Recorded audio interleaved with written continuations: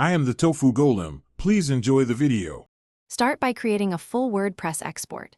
Go to Dashboard, Tools Export, choose All Content and download the XML file.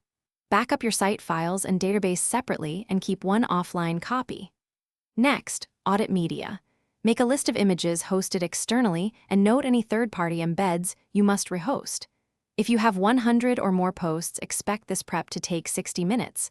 For smaller sites, allow 15 to 30 minutes. Confirm post dates, categories, and slugs are correct before converting the export file.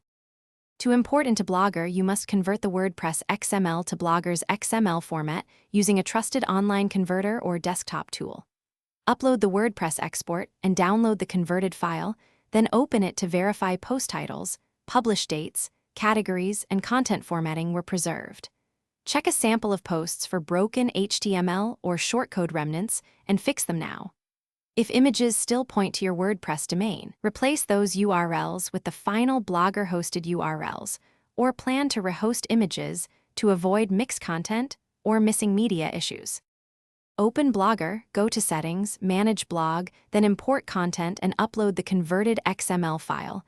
Allow the process to finish and monitor for errors.